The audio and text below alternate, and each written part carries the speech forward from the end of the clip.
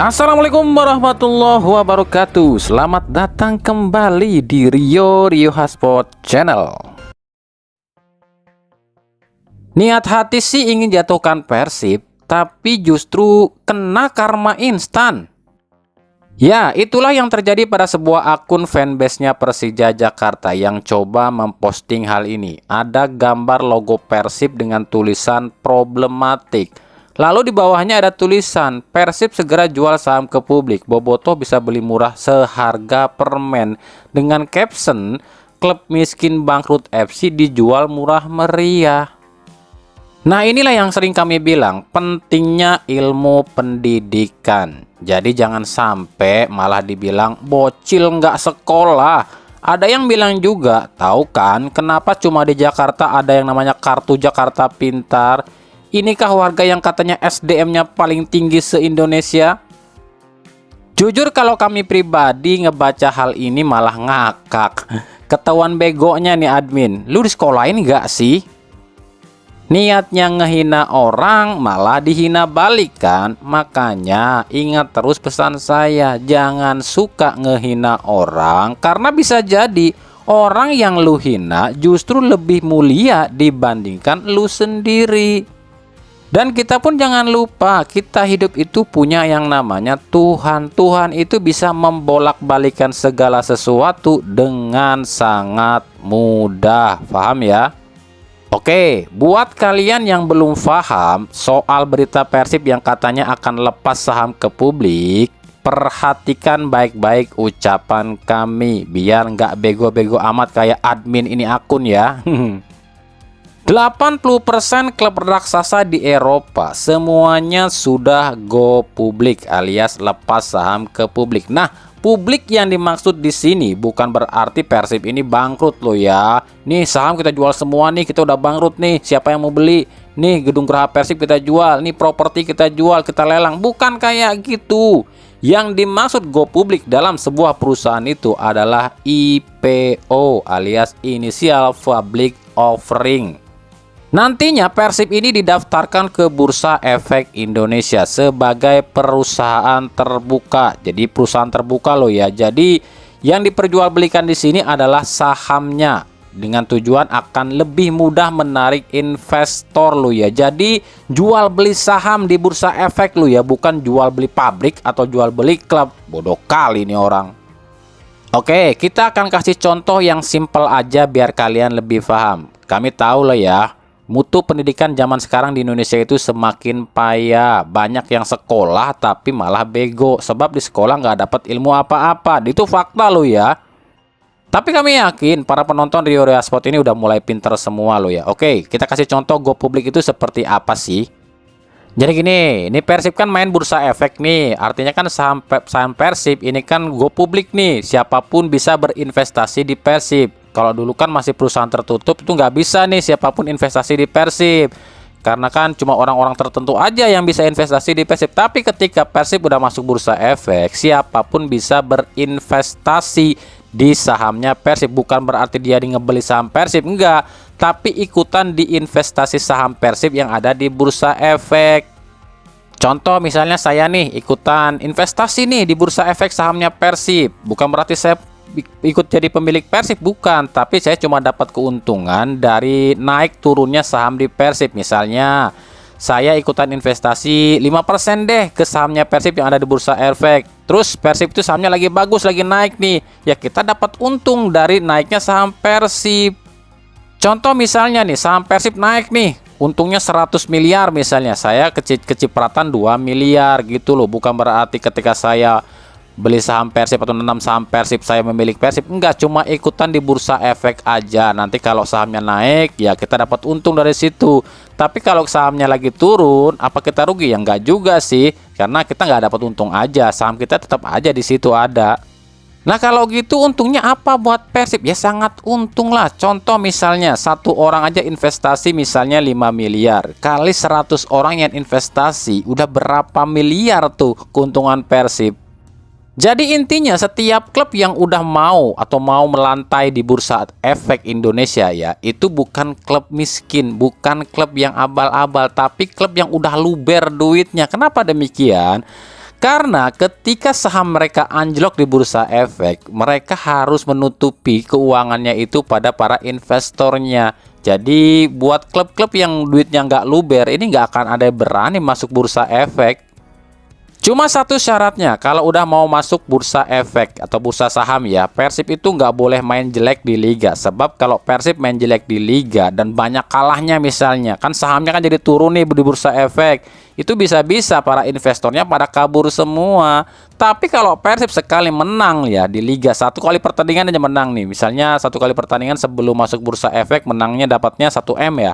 Tapi ketika udah masuk bursa efek, satu kali menang itu bisa jadi 10 kali lipat loh keuntungan Persib. Intinya, klub yang masuk bursa efek itu bukan klub yang abal-abal, bukan klub yang nggak punya duit atau duitnya pas-pasan, tapi klub yang udah luber duitnya, karena dia harus nutupin ketika sahamnya ini anjlok, dia harus nutupin pada para investornya. Paham ya? Biar jangan bego-bego amat kayak admin di atas lah.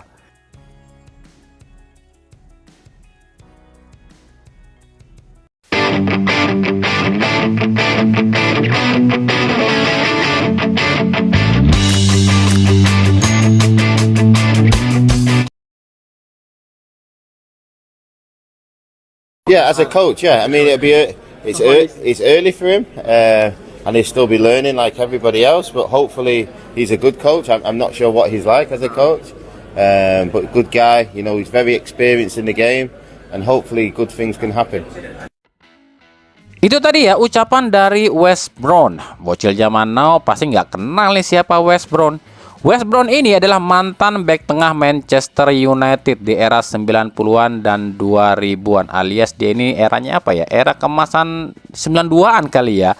Dia juga mantan bek tengah timnas Inggris, pemain yang ya terkenal kontroversi juga, hampir 11-12 dengan Harry Maguire kali ya, tapi ini versi galaknya. Jadi si Wes Brown ini bilang nih, kalau Kluivert itu kalau jadi pemain sih memang pemain yang bagus ya, tapi kalau jadi pelatih kudu lebih banyak belajar katanya, alias dia ini tuh masih ragu kalau si Kluivert ini bisa jadi pelatih. Pertanyaannya adalah ketika banyaknya pihak-pihak luar yang ragu pada Kluivert, kenapa sekelas PSSI justru ambil Kluivert? Apakah PSSI sebegitu bodohnya? Kami pikir enggak, tapi mungkin saja ada kesepakatan dengan pihak-pihak tertentu yang bikin PSSI ini ambil Kluivert. Buktinya adalah kenapa PSSI pilih Kluivert sebagai pelatih kepala, yang latih justru Alex Pastor. Kan artinya PSSI aja ragu sama Kluivert. Nah kalau gitu, siapa nih yang nitipin Kluivert ke timnas Indonesia atau ke PSSI? Sementara ketum PSSI-nya bilang nggak boleh ada titip-titipan nih di PSSI atau di timnas. Percuma saya punya Simon. Ada pemain titip-titipan, tim scoutingnya saya bubarin. Nah jadi kita nanti coba bikin tim scouting yang tadi prima. Ya, dan saya kembali udah bilang ke Simon, tidak ada pemain titipan, tidak ada scouting titipan. Ya, kalau ada gitu-gitu, Simon, percuma saya punya Simon. Para scouting ini juga harus profesional. Jangan dibayar-bayar, wah bilang ini bagus. Kenapa? Matanya Erick Thohir juga ngelihat pemain tahu. Jadi nanti kalau nanti ada pemain titip-titipan, tim scoutingnya saya bubarin. Sama, tim kepelatihan yang juga mengentertain pemain titipan, pelatihnya saya copot. Eto bilang kalau Simon Tahamata di scouting terima pemain titipan, maka tim scouting akan dibubarin. BTW kalian udah tahu dong apa itu tim scouting? Kayak admin di atas lagi nggak tahu apa itu tim scouting. Tim scouting kalau dalam bahasa Indonesianya apa ya? Tim pencari bakat, alias kasarnya itu mungkin ya agennya PSSI lah ya. Lalu Eto juga bilang kalau tim kepelatihan ada yang mau dititipin pemain, maka tim kepelatihan pun akan dibubarkan. Nah pertanyaan kami adalah buat PSSI, siapa yang nitipin Kluivert ke PSSI? Nah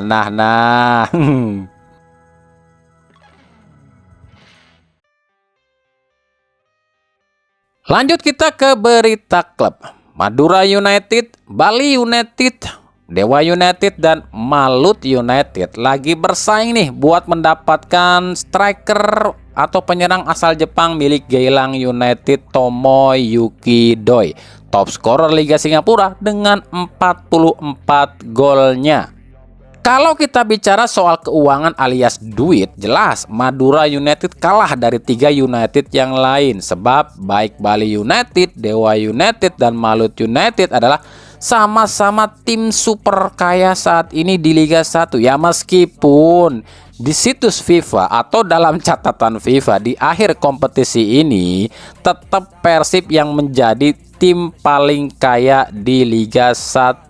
Ya paling kaya ya dari soal pemasukan ataupun dari keuangan. Tapi dari segi fasilitas jelas Bali, Dewa, dan Malut lebih mumpuni dibanding Persib. Ya apalagi dibandingkan Madura.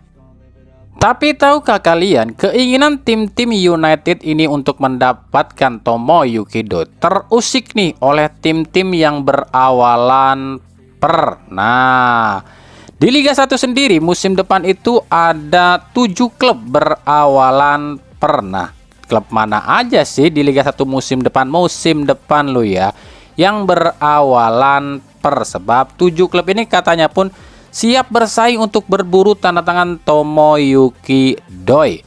Ada Persijap Jepara, ada Persita Tangerang, Persis Solo, Persik Kediri, Persebaya, Persija, dan Persib Bandung.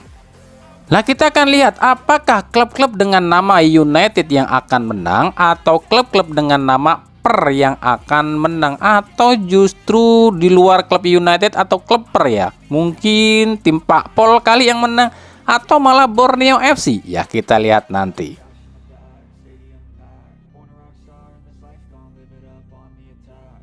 Ofofu Ibe, winger asal Nigeria berusia 27 tahun. Nah, kenapa kami bawakan berita soal Ofofu Ibe? Ofofu Ibe ini lagi jadi rebutan 2 tim asal Sumatera. Yang satu asal Sumatera asli, yang satu Sumatera KW. Ya, winger asal Nigeria ini jadi rebutan Semen Padang FC dan Bayangkara FC. Terus istimewanya apaan sih si Ofofu? Ribet amat namanya ya. Si Ibe lah namanya, si Ibe ini. Nah, musim ini Ibe ini main di Liga Kamboja bersama Phnom Penh. Dia ini baru aja sumbang ini gelar juara bagi Phnom Penh. Ya meskipun seorang winger, tapi si Ibe ini sangat tajam loh ya. 27 kali tampil, cetak 14 gol dan 8 assist. Nah, ini menarik nih sebab kita tahu ya, Direktur Bayangkara FC atau CEO Bayangkara FC yakni Zainuddin Amali ini lagi bersih tegang nih dengan penasehat tim Semen Padang Andre Rosiade. Nah, kira-kira siapa yang akan menang ya? Apakah Zainuddin Amali dengan kekuasaannya yang akan menang atau Andre Rosiade dengan senjata dan omongannya yang akan menang? Tenang Pak Umu, supaya bisa tenang pun juga para bobotoh. Dia udah menyiapkan para pemain, ada yang dari Prancis, ada juga dari Brazil, sudah dia persiapkan. Dan mungkin atau 4-5 ini udah mungkin mudah-mudahan dia lihat.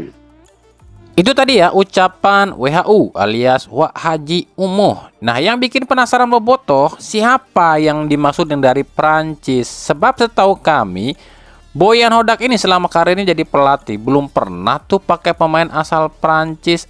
Ntar dulu, ini yang ngomong WHO lu ya. Kami agak gimana gitu kalau WHO yang ngomong. Kan bisa aja WHO nantinya ngeles asal Prancis itu bukan pemain Prancis tapi Liga Prancis, bukan orang Prancisnya. Nah lo repot kan kalau udah kayak gitu. Intinya kami belum tahu ya ini benar atau enggak. BTW Pogba dari Prancis kan, Muslim loh dia, dan lagi nganggur juga. Apakah Persib akan datangkan Pogba nih? Kan Pogba pernah bilang katanya sih tertarik main di Indonesia. Nah lo, apakah ini akan jadi ulangan 2017 nih? Ada karton call dan ada Essien. Sekarang pun ada nih sama nih, ada Castaner nih yang mirip Carlton Cole, bapuk. Terus datengin Pogba yang mirip Essien, entahlah. Tapi yang pasti setahu kami Persib akan gigit jari nih. Para pemain lokal incarannya justru kabarnya sih membelot ke klub lain seperti Fajar Faturrahman yang katanya sih pengen dibawa pulang lagi nih, alias dibalikin ke Persib nih. Ternyata katanya sih malah merapat ke Malut United. Terus Leo Guntara nih yang juga katanya dirumorkan akan dibawa oleh Boyan Hoda ke Persib, malah santer kemana ya? Ke Bayangkara atau ke Persija gitu. Sementara Ripal Wahyudi yang disanter katanya akan dibawa pulang ke Persib malah ke mana nih? Ke PSS Sleman ya. Lalu ada Rizky Ridho yang katanya balik lagi ke Surabaya, bukan Persebaya, bukan ke Persib. Gimana tuh? Apakah ini lantaran kurang gercepnya tim scouting Persib? Ya, kita lihat nanti deh.